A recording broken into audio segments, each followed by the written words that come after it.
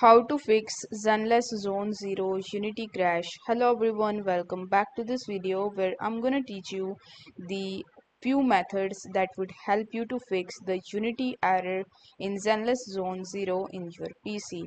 So in order to fix it, the first thing that you can try is you can simply update the graphic drivers.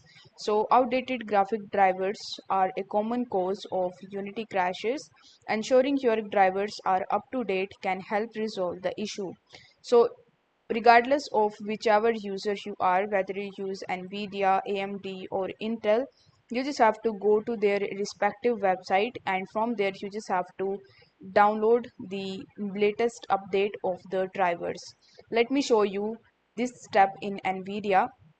So if you are an Nvidia user, then you just have to open their application in your PC and then click on the drivers option in the top. Over here you just have to click on the option that says check for update, and then once you have found the update you will be able to see the download button over here. So you need to click on the download button and the drivers will start downloading in your device. Now if this method doesn't work for you, then what you can do is you can simply adjust the virtual memory settings. Sometimes Unity crashes can be due to insufficient virtual memory, so adjusting your paging file size can help. For that, you need to open the system properties. In order to do it, you just have to right click on this PC or computer and then you need to select properties. Afterwards, you just have to go to the advanced system settings. So click on the advanced system settings on the left hand section. Under the advanced tab, you need to click on the settings in the performance section.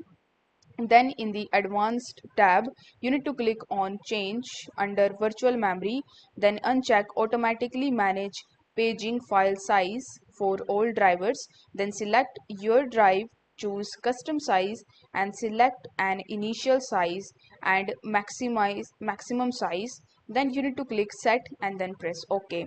Now after following these instructions you will be able to adjust the virtual memory or the paging file settings. Now if this method doesn't work for you, then you can try disabling overclocking.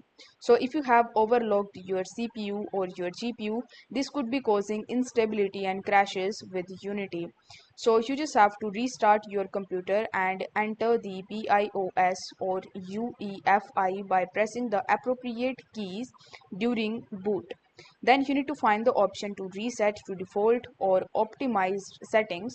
This will disable your overclocking. Then you need to save the changes and exit BIOS or UEFI. Your system will restart this with default clock speeds. So with the help of these few methods, you are definitely going to fix the Unity error in your PC.